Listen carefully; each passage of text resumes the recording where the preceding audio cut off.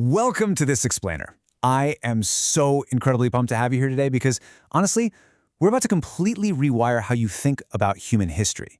Like, if you just naturally assume that the hallmarks of modern city living, grid streets, standardized building materials, complex indoor plumbing, if you think those are recent triumphs of the industrial age, man, you are in for a massive surprise.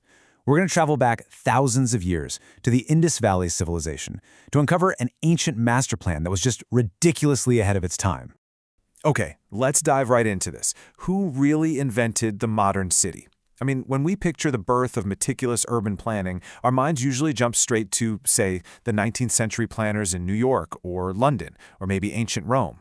But what if I told you that the true pioneers of the urban grid lived over 4.5 millennia ago? Yeah, no joke. We really need to shatter this illusion that sophisticated civic engineering is some kind of recent human invention. Just consider this absolutely mind-blowing contrast for a second. Back in 2600 BCE, these Indus Valley cities were laying out 10-meter-wide main streets on a strict grid. They had private branch drains in their homes. I mean, indoor plumbing of that level was incredibly rare globally until the 20th century. And they used standardized bricks with a precise 1:2:4 ratio across an entire civilization. That's a level of mass production uniformity we usually only associate with the post-industrial revolution. It is just staggering to realize that 4,000-year-old cities had better sanitation and standardization than many global cities did just a century ago. So, here is our roadmap for today. First, we'll check out the earliest urban masterpieces. Then, dissect the anatomy of Harappan cities. After that, we'll explore their total mastery of water and sanitation, sail out to Lothal's maritime hub, uncover some sacred geometry, and finally, look at how all this echoes in our modern cities. All right, part 1, the earliest urban masterpieces. Let's trace the origins of the urban grid. To really appreciate what these people pulled off, we need to set the stage a bit. The story actually kicks off way back around 6500 BCE with some pretty simple early mud brick villages. But the real magic? That happens around 2600 BCE. That marks the early mature Harappan phase, which is when we see these highly complex Bronze Age metropolises just explode onto the scene. By 2300 BCE, during the late Harappan transition, they achieved this massive scale of standardization across their entire territory. Sadly, the mature civilization began to decline around 1900 BCE, mostly due to environmental factors. But these sites actually remained sacred for millennia. Buddhist stupas were even built right on top of the ancient foundations around 300 BCE. Moving on to part 2, Anatomy of Harappan Cities. We're talking about zoning the ancient world.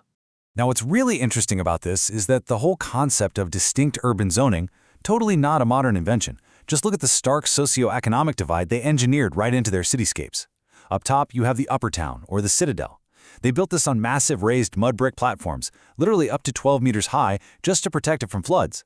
This was the beating heart of administrative and sacred power. It housed assembly halls, the Great Bath, and these massive granaries that basically functioned as state treasuries. And then down below, you have the Lower Town. This was the secular economic engine of the city.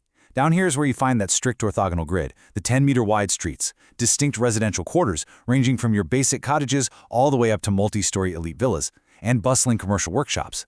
So how exactly did they build all of this so efficiently? Well, 1 to 2 to 4. I really want you to remember those numbers. This highly specific ratio of thickness to width to length was applied to almost every single baked brick across the entire civilization.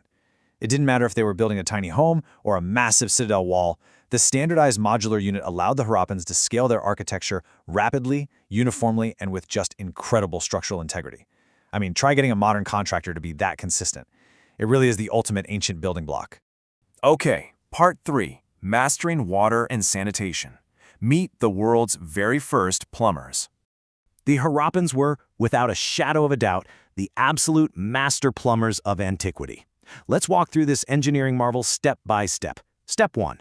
Almost every house, whether big or small, had its own courtyard and a tiled bathroom. Step 2. Wastewater flowed straight out through a private branch drain.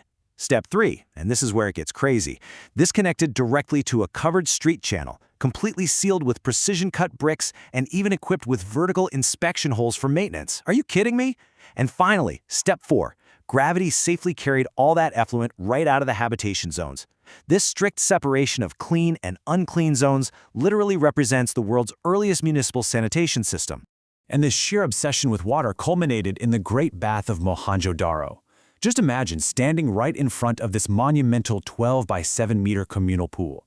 It wasn't just a big tub. It was meticulously waterproofed using layers of natural bitumen, which is basically ancient asphalt, and fine plaster finishes. It was sourced by an adjacent well, featuring continuous running water and these broad, dramatic processional stairways.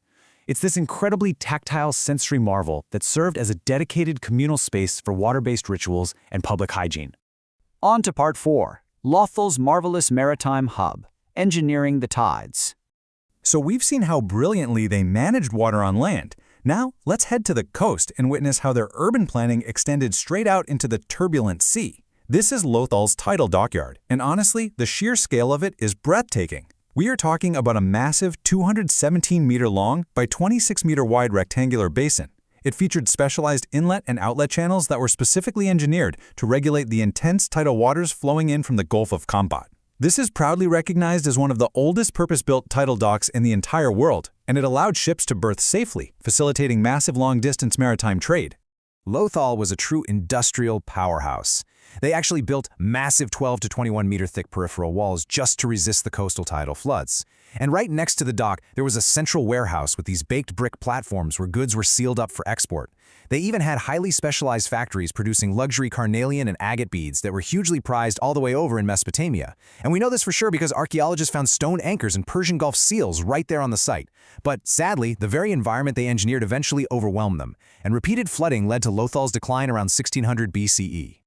Part 5 now, Sacred Geometry in Stone, the why behind the grid. We've spent a lot of time looking at the practical engineering, right? But what were the underlying religious and philosophical motivations behind these incredible city designs? Like, why the strict grid in the first place?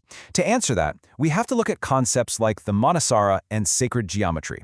Basically, these are ancient Vedic architectural treatises that prescribed cardinal orientation, meaning aligning streets perfectly north-south and east-west, to align human settlements with cosmic and natural forces. But so, the crucial point here is what happens when you actually map them out. GIS analysis shows the Harappan grids had minor deviations of about 2 degrees. Now, this wasn't sloppy engineering. Actually, scratch that. It was highly intentional. They slightly adjusted their grids to accommodate local topography and prevailing winds, prioritizing true harmony with nature over some rigid, dogmatic geometry. And finally, Part 6, Echoes in Modern Cities. The legacy lives on.